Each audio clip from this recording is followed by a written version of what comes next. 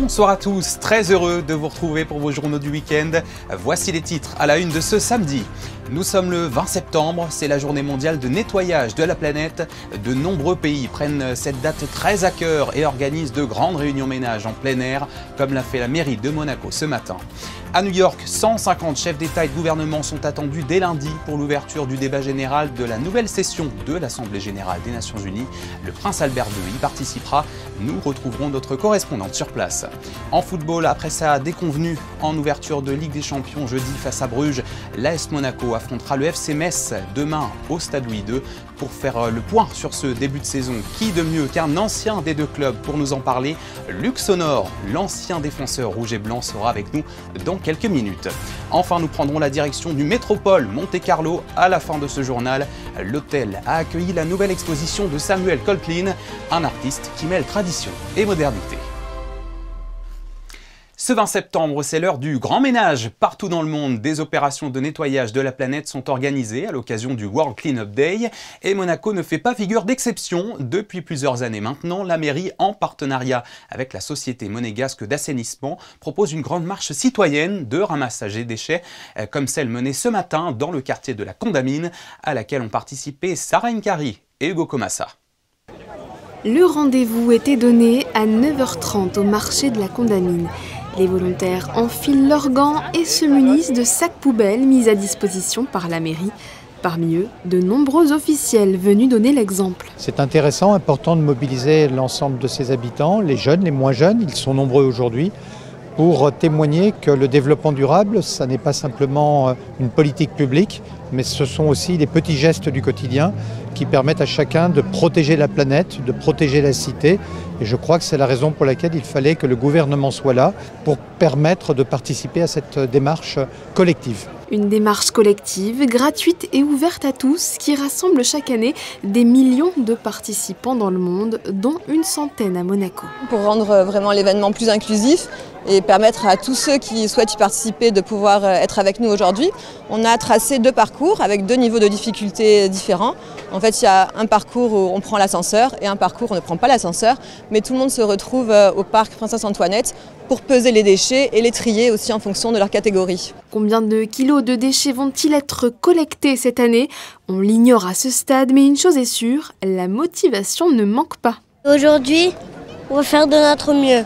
On fouille, on farfouille, on trouve et on trie, et après plus d'une heure à scruter les trottoirs et jardinières de la Principauté, le verdict tombe. La pêche était bonne, surtout on a pêché beaucoup de mégots de cigarettes, donc ça on le savait, on avait anticipé, donc c'est pour ça qu'on a mis à disposition des seaux spécialement pour les mégots.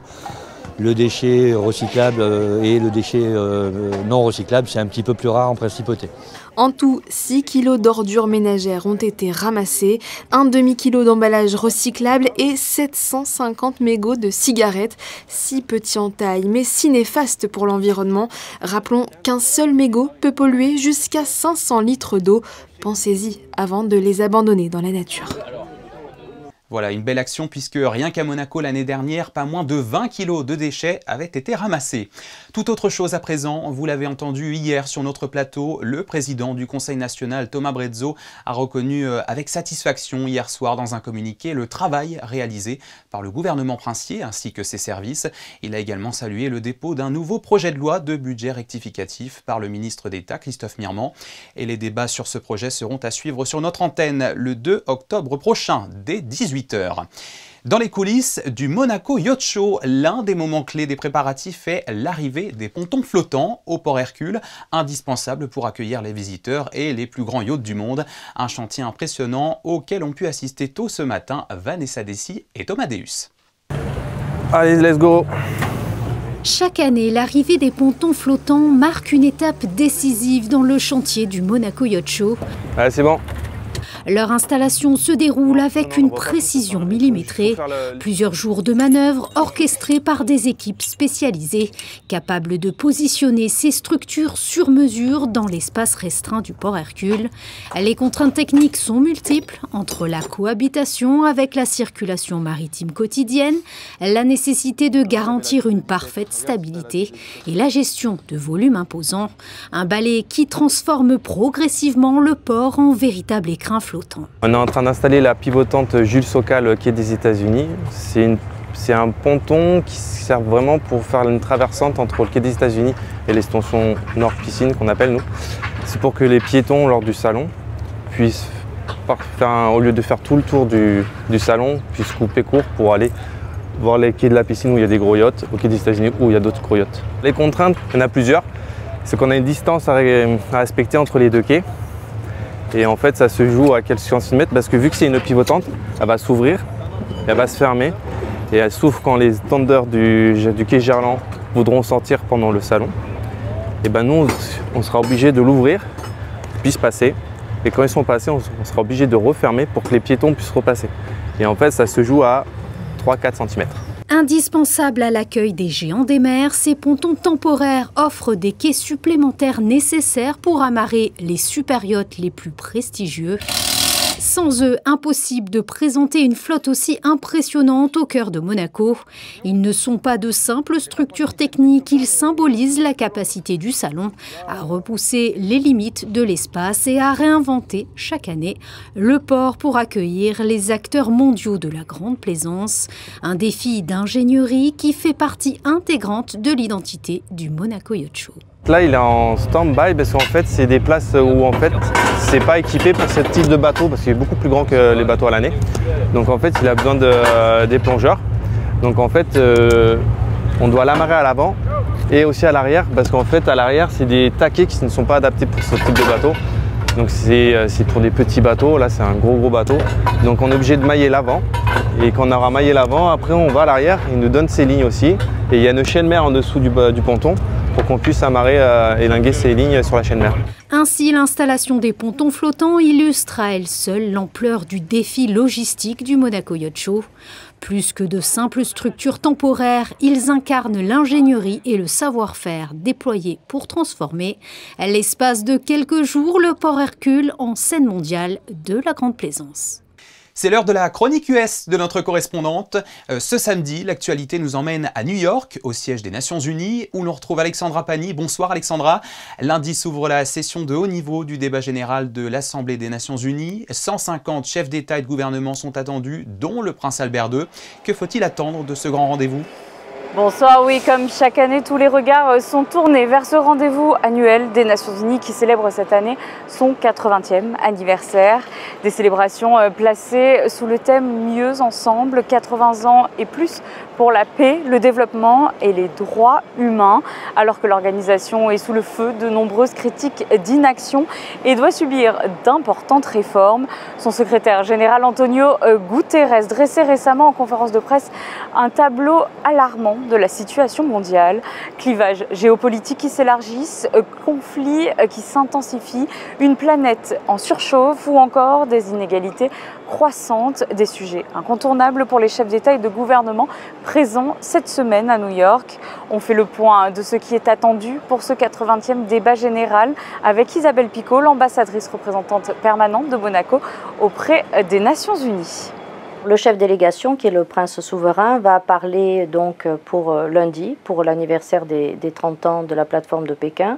Il va ensuite participer au débat général. En tant que femme représentante permanente, je dois mentionner deux événements importants. C'est que l'année 2025, nous célébrons donc dès lundi le 30e anniversaire de l'adoption de la plateforme de Pékin et également les 25 ans de la résolution du Conseil de sécurité sur les femmes, la paix et la sécurité.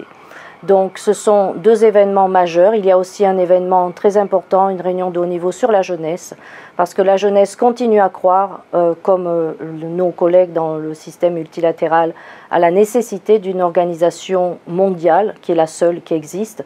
Donc nous n'avons pas le choix. Le budget présenté par le secrétaire général prévoit une baisse financière de 500 millions de dollars. Malheureusement, l'organisation, si elle est en situation financière difficile, ce n'est pas une réforme purement financière qui va être nécessaire. Donc la réforme doit être faite sur la structure. Je pense qu'il faut revenir aux idéaux de la charte. Comme toute bonne constitution, la charte prévoit ce que nous devons faire. Nous devons nous rappeler que cette organisation a trouvé sa forme sur la volonté des États-Unis d'Amérique. Donc je pense que le président américain devrait faire des annonces et qui pourraient permettre d'ici 2 ans une refonte en profondeur de l'organisation. Vous l'avez entendu, le prince Albert II participera cette année encore à cette semaine de haut niveau du débat général des Nations Unies et assistera également à de nombreux événements parallèles. Dès lundi matin, il sonnera la cloche d'ouverture du Nasdaq, le deuxième marché d'action le plus important des États-Unis derrière le New York Stock Exchange. Dans la soirée, il recevra la médaille de la Foreign Policy Association, une distinction remise pour son engagement. Tout au long de cette semaine, une délégation de la Fondation Prince Albert II de Monaco sera également présente à New York pour participer à la Climate Week. Nous reviendrons bien entendu sur l'ensemble de ce programme tout au long de la semaine. Merci beaucoup Alexandra Pagny, on vous retrouve dans la semaine pour la suite des événements aux Nations Unies. Il a officié à l'AS Monaco FC entre 1986 et 1995. Après 7 ans passés au club de Metz, sa carrière a marqué la principauté pour y avoir disputé 315 matchs au total au poste de défenseur central et avoir contribué à décrocher un 5e titre de champion de France. Bonsoir Luc Sonor. Bonsoir. Merci de nous faire l'amitié d'être avec nous sur Monaco Info. Je le disais, vous avez marqué les esprits sur le Rocher et bien au-delà. D'abord, l'actualité du club, c'est sa lourde défaite jeudi en ouverture de la Ligue des Champions face au Club Bruges, 4-1. Vous qui avez participé à de belles campagnes européennes au cours de votre carrière, vous avez, j'imagine, suivi cette rencontre. Et qu'en avez-vous pensé ? Bah écoutez, j'étais assez triste par rapport au résultat. C'est vrai que bon, on peut perdre, hein, ça peut arriver. Je crois que nous-mêmes, on avait joué à l'époque en Coupe d'Europe, on avait joué contre Bruges et nous avions perdu, je crois, chez eux et on avait gagné à la maison. Mais j'ai pas envie de blâmer l'équipe de Monaco véritablement parce que je crois que peut-être qu'au fond d'eux, ils ont sous-estimé la qualité de Bruges. C'est une excellente équipe. Je les ai trouvés vraiment très bons. Je ne dirais pas que Monaco était au summum, et Monaco n'a pas été bon. J'ai trouvé les joueurs un peu, je ne sais pas, comme si physiquement ils n'étaient pas prêts. J'ai senti qu'il n'y avait pas cette volonté qu'on avait auparavant de vouloir revenir. Et c'est ça qui m'a un petit peu embêtés. Mais ils sont tombés sur une très très belle équipe. Il ne faut surtout pas diminuer la qualité de cette équipe, même si Monaco, on sait que Monaco a les moyens de pouvoir rivaliser. Mais là, sur ce coup-là, je pense qu'ils ont dû sous-estimer un petit peu trop Bruges. Alors que vous inspire ce début de saison pour la suite, sans parler du casting avec les petits nouveaux fraîchement débarqués, Eric Dier, Ansu Fati et bien sûr l'international Paul Pogba à venir? Ben, déjà, je trouve que le recrutement, il est intelligent, il est malin, dans le sens où on va chercher des joueurs qui sont revanchards. Encore faut-il qu'ils soient prêts physiquement. Je pense qu'on les préserve encore un peu. Ansu Fati, il est rentré, il a marqué. Ça, c'est bon pour le moral, que ce soit pour le club ou pour le joueur. Maintenant, vous savez, tout le monde attend avec impatience Paul Pogba. Mais il ne faut pas non plus s'imaginer qu'il est un magicien et qu'il va pouvoir révolutionner tout ce qu'il y a à Monaco. On a des excellents joueurs à Monaco, on a des joueurs de qualité vraiment très haute, même si on en a perdu encore. C'est juste, c'est pas parce qu'il y a eu un faux pas qu'il faille s'inquiéter de tout, quoi. Monaco a un bel avenir devant lui et moi, je reste très confiant par rapport à ce qu'ils peuvent produire en championnat. Alors, la Ligue des Champions, c'est autre chose.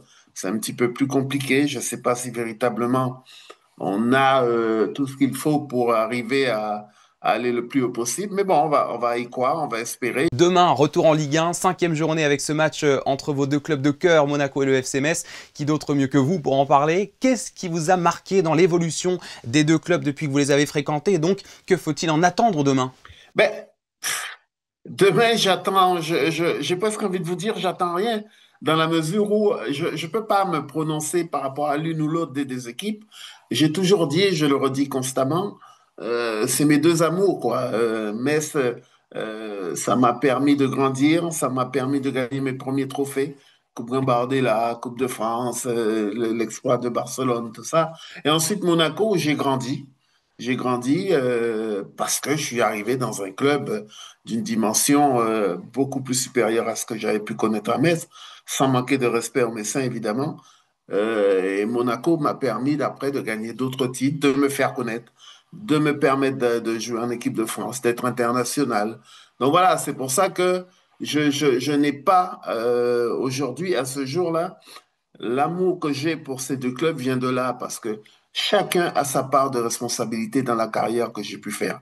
Chacun véritablement m'a permis de grandir au moment où il le fallait. Et ça, on ne peut pas l'oublier, on ne peut pas rejeter ça. La preuve, je suis resté pratiquement 9 ans à Metz et 10 ans à Monaco. Donc, voilà, ça parle d'elle-même. Quand je regarde ce genre de match, d'ailleurs, j'évite la plupart du temps, à vous dire vrai, de regarder ces matchs-là, Monaco-Metz ou Metz-Monaco. La plupart du temps, j'évite de regarder parce que je ne sais pas trop quel comportement avoir par rapport aux résultats, par rapport à la manière dont les deux équipes vont se comporter. Mais je sais une chose, c'est que oui, ce sont mes deux amours et c'est deux clubs que je remercie énormément. Depuis quelques années, on sait que Monaco pêche un peu par manque de qualité défensive. En tant qu'ancien défenseur, justement, est-ce qu'il y a des joueurs qui ont attiré votre attention, certains qui rattrapent le coup?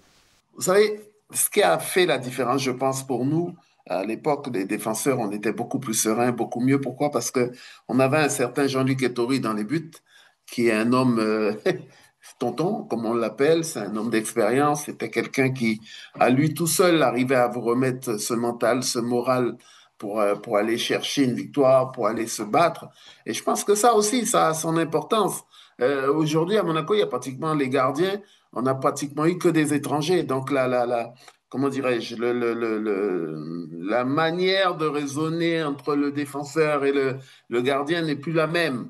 La confiance n'est plus la même. Ce sont des trucs bêtes, peut-être, mais qui ont leur importance dans un match quand une équipe comme ça joue avec des défenseurs qui sont en plus très offensifs. Mais moi, je crois énormément à cette équipe. Hein. Je suis pas en train d'être défaitiste. Moi, je pense que Monaco a une magnifique équipe, en plus avec des garçons qui vont revenir, j'espère, le plus vite possible. Oui, il ne faut pas avoir que la défense non plus. C'est vrai, quand on prend des buts, on a tendance à s'atteler qu'à la défense, mais non. Il y a une équipe entière. Vous l'avez dit, donc aujourd'hui, le football a changé, tout va beaucoup plus vite. Vous auriez aimé jouer encore aujourd'hui ou bien le cadre ne vous plairait pas autant qu'hier? Je ne regrette nullement d'avoir joué avant. Le cadre aujourd'hui ne me plaît pas du tout. Ce que je vois dans le foot, ce que j'entends dans le foot, la manière dont sont gérés les joueurs aujourd'hui. Alors, j'aime pas parler comme ça. Hein. J'aime pas trop en public en parler parce que on va nous traiter des gris, de jaloux. Non, pas du tout. Pas du tout. Aucune jalousie. Et puis, quelqu'un qui joue 10 ans à Monaco, il n'est pas jaloux, hein, il n'est pas aigri. Hein.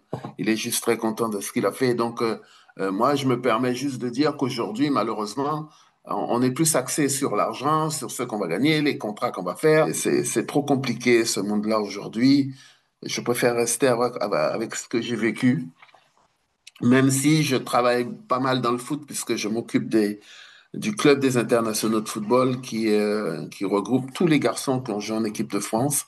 Et on fait pas mal d'activités, on fait pas mal de matchs pour des associations. Et voilà, donc c'est ces moments-là qui me plaisent. Ce sont ces moments-là que j'aime vivre et ressasser quelques bons souvenirs de ce qu'on a pu connaître en fait. Merci beaucoup Luc Sonor d'avoir été avec nous ce soir pour nous livrer votre regard sur vos deux anciens clubs, l'AS Monaco FC et le FC Metz, avant leur rencontre. Merci à vous. Merci à vous, à bientôt. Et justement, à la veille de cette rencontre, les clubs ont tenu leur conférence de presse d'avant-match ce midi. Après leur grosse déconvenue à Bruges, l'objectif des Rouges et Blancs est clair, retrouver leur niveau pour rester dans le wagon de tête de la Ligue 1. Écoutez les mots du coach adultère et de l'ancien Messin, Lamine Camara. This is the next opportunity to show another face. It was a big disappointment what we saw first Champions League game in Bruges. The critics are absolutely justified. There are no excuses, and we have to come back on track. We missed lots of things what we did very well in the last 2 years. But in the end, it's small details, our basics. We have to come back on our principles and our identity. C'est un match spécial. Et voilà, je suis content aussi de les rencontrer, de jouer avec eux. Alors, je sais qu'ils ont des joueurs de bonne qualité aussi. Et voilà, comme je l'ai dit, là, je suis à Monaco et je me concentre sur Monaco. Mais maintenant, je veux dire, c'est une équipe que que je dois jouer, voilà, que j'ai l'objectif de gagner aussi. Et voilà, c'est un match spécial et j'espère que ça se passera bien pour moi.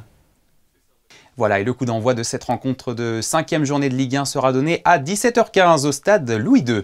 Du côté de l'Azerbaïdjan à présent, Charles Leclerc a décroché une timide 10e position au classement des qualifications pour le Grand Prix. Pas facile avec la pluie qui s'est invitée à la dernière séance et une erreur qui lui a valu un accident.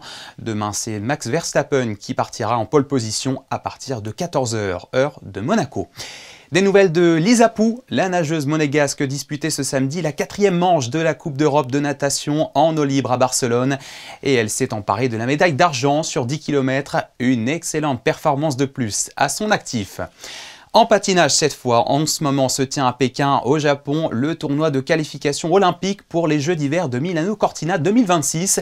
Ce matin, le monégasque Davide Liutenbrein a passé le programme court et a terminé à la 5e place. Un classement qui lui permet de poursuivre avec le programme libre qui se tiendra demain, 11h35 heure monégasque. S'il reste dans les 5 premiers, il sera officiellement qualifié pour cet hiver. Un dernier résultat cette fois en basketball. La Roca Team vient de l'emporter sur Boulazac, 95-70 sur le parquet de Roland-Garros. Rendez-vous pour la finale de cette première Supercoupe de France demain à 17h. On connaîtra l'adversaire de Monaco dans la soirée. Un peu d'art, mais en chocolat. Je parle bien sûr du chocolat chaud qui va bientôt faire son grand retour pour une 2e édition, les 13 et 14 octobre prochains, à l'hôtel Méridien Beach Plaza. Alors les artistes attendaient avec impatience la conférence de presse qui s'est tenue lundi pour pouvoir y découvrir le thème de l'année ainsi que l'élément qu'ils devront mettre en avant dans leur création. Marie Bonnet-Blanc et Arnaud Imbert étaient présents. Cette année, 8 artistes présenteront leurs œuvres autour d'un thème commun, l'univers nautique. Chaque créateur a découvert son élément grâce à un tirage au sort, une manière originale de commencer à se projeter dans la création. Je travaille beaucoup sur le plancton et le plancton en fait c'est 50% de notre oxygène. Donc ce qui va m'intéresser c'est de pouvoir remettre aussi des éléments comme le plancton, comme aussi le coquillage puisque je travaille aussi sur les coquillages et les coquillages c'est des filtreurs d'eau qui est très important aussi pour les écosystèmes et l'environnement. Donc moi tout ce que j'ai envie de faire passer c'est aussi au-delà du côté esthétique mais plutôt un message plutôt dans la protection, le respect et de l'engagement. Je suis très content parce que j'ai pris un bateau. Et donc, je crois que je vais faire une connexion très forte entre l'art et ma spécialisation, qui est la dermopigmentation. Donc, ça veut dire que moi, je vais traiter sous un point de vue paramédical, par exemple, la reconstruction de l'aréole mammaire après un cancer. Et donc, j'aimerais bien de mettre des symboles dans mon chocolat qui rappellent que ce bateau, il amène les personnes vers un nouveau vie. Et donc, après le cancer, il a une renaissance. Et donc, sûrement, j'aimerais bien faire quelque chose de ça. À partir du 25 septembre, les œuvres seront exposées chez Van Henness. Le public sera invité à venir voter pour sa création favorite. Tous les participants s'engagent dans ce concours pour la bonne cause. Le chocolat, c'est gianduiote, c'est dans les veines, dans mon sang. Et le chocolat, vu que c'est le partage, c'est aussi l'occasion de faire une vente à l'enchère important où tous les profits ils vont à des associations qui vont être choisies la soirée même du 14. Parce que nous, on fait l'exposition le 13 et 14 octobre au Méridien Beach Plaza, ouvert au public. Mais avant cela, les artistes sont à l'œuvre et vous l'aurez compris, l'association vous donne rendez-vous le 14 octobre prochain pour une grande vente aux enchères caritative. Les amateurs d'art contemporain, cette fois en rendez-vous ce week-end sous le chapiteau de Fontvieille. Le salon Art 3F réunit sur 3 jours plus de 200 artistes et galeries à l'échelle nationale et internationale. Peinture, sculpture, photographie, les visiteurs en prennent plein la vue et vous allez pouvoir en profiter aussi dans ce reportage signé Sarah Nkari et Camille Caloni. Né à Mulhouse, le salon d'art contemporain Art 3F se déplace désormais dans toutes les grandes villes d'Europe. Paris, Barcelone, Milan et Monaco pour la 6e année. Ce week-end, il propose pas moins de 3500 œuvres issues des 4 coins du monde. Ce qui fait la recette de son succès, sans doute son accessibilité. Tout le monde est le bienvenu, il n'y a pas de code particulier ou un portefeuille particulier. Nous sommes également dans ce qu'on appelle l'art abordable. Donc vous trouvez des œuvres à partir de quelques centaines d'euros. Après, les prix peuvent effectivement s'envoler. Et c'est un salon qui est vraiment ouvert à tous, y compris aux familles, y compris aux enfants qui sont souvent pas les bienvenus sur ce type de manifestation. Et ils sont servis, 200 artistes et galeries sont présents, monégasques, allemands, suisses, belges, espagnols, italiens ou encore français. Et certains n'hésitent pas à faire de petits clins d'œil à la principauté. Le Grand Prix de Monaco, c'était pour vraiment immortaliser entre guillemets la première des courses donc, au Grand Prix de Monaco, qui est quand même écrite dans l'histoire. Aucun style n'est imposé, même si depuis quelque temps le pop et la couleur reviennent en force. Mais le panel est varié et les visiteurs subjugués. Il y a beaucoup de choses intéressantes, puis si on aime l'art, on est servi. J'aimais beaucoup Elena Chaoura qui exposait sur le verre coloré. Je trouve que la technique est intéressante. Et j'aimais beaucoup un peu le style impressionnisme qui est à côté, ici. Voilà, et je continuais de regarder les autres. Moi j'aime beaucoup ce style. Ouais. Et puis qu'est-ce qu'il y avait aussi? Il y avait d'autres. Mais bon, pour le moment, on reviendra. Parce qu'une fois, c'est beau. Il y en a beaucoup. L'année dernière, 18 000 personnes ont franchi les portes du salon. Même sans achat, tous sont repartis émerveillés et ont emporté avec eux de beaux échanges et l'envie d'en découvrir davantage sur l'art contemporain. De l'autre côté de la principauté, un lieu emblématique s'est lui aussi transformé le temps de quelques jours en véritable écrin pour l'art. L'hôtel Métropole Monte-Carlo a en effet accueilli la nouvelle exposition de Samuel Cotlin. Christinda Petit-Homel et Arnaud Imbert se sont plongés dans l'univers fascinant de cet artiste. L'hôtel Métropole a accueilli l'univers de Samuel Cotlin, sculpteur et peintre. Il a présenté durant quelques jours ses bustes et ses portraits, des œuvres fortes, réalistes qui captaient l'expression, parfois même l'âme de leur modèle. Une série de bustes d'un réalisme saisissant qui attirait d'ailleurs tous les regards. Concernant mes bustes, j'ai travaillé 10 ans dans l'industrie, chaudronnier de formation, également au bureau d'études. Et donc mes bustes, c'est finalement une rencontre entre mon expérience industrielle d'une part et puis bien mon art d'autre part. Donc ces bustes, je les ai conçus sur des logiciels de conception en 3D. Et ensuite, il y a de la découpe laser, ils sont en acier inoxydable, il y a du pliage, de la mise en forme et puis l'assemblage final, du soudage. Et c'est via les visages, la position des têtes, les yeux et la bouche que je vais y mettre de l'émotion et leur donner une unicité toute particulière. Ces toiles, elles, révélaient une autre facette, plus intime, plus colorée. Entre peinture et sculpture, Cotlin s'est installé un dialogue, une émotion. Que ce soit en peinture comme en sculpture, pour moi, c'est toujours l'humain que je mets au centre de mon travail. Donc beaucoup de portraits et toujours aller chercher ces émotions qu'on a tous en nous et qui sont multiples, bien plus que ce qu'on sait le verbaliser même. Je fais des portraits avec des couleurs très vives, très saturées. Après, j'ai deux types de styles.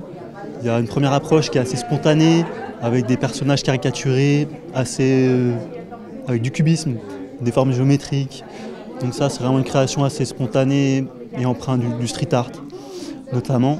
Et puis j'ai aussi des portraits que je fais à partir de photos, qui sont beaucoup plus réalistes.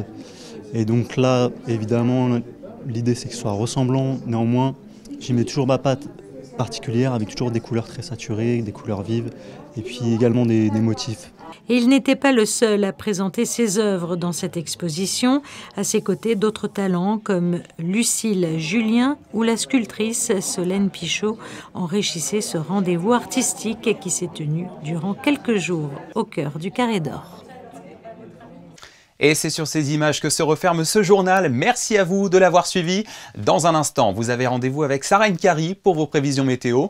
On se quitte sur le retour en images de la Journée mondiale de nettoyage de la planète à laquelle a participé la Principauté. Ce matin, les clichés sont signés Philippe Fitt.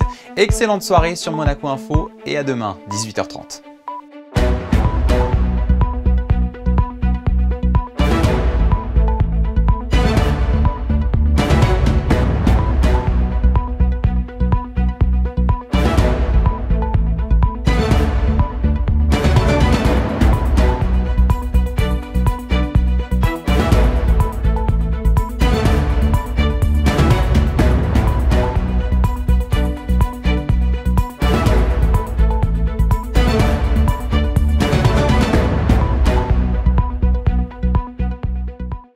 Retrouvez la météo avec Suisse Courtage, le spécialiste de l'assurance à Monaco depuis plus de 35 ans. Notre expertise à votre service.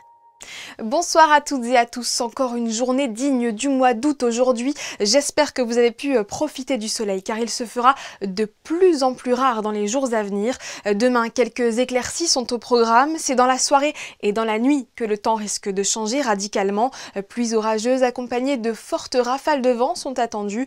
Un mauvais temps qui devrait perdurer lundi. En attendant ce dimanche, les températures sont en baisse, certes, mais restent agréables. 19 degrés le matin et 25 l'après-midi. Nous fêterons ce 21 septembre la Saint-Mathieu. Une bonne fête à eux ainsi qu'aux dérivés Mathias et Mathéo. Belle soirée sur Monaco Info. C'était la météo avec Suisse Courtage, le spécialiste de l'assurance à Monaco depuis plus de 35 ans. Notre expertise à votre service.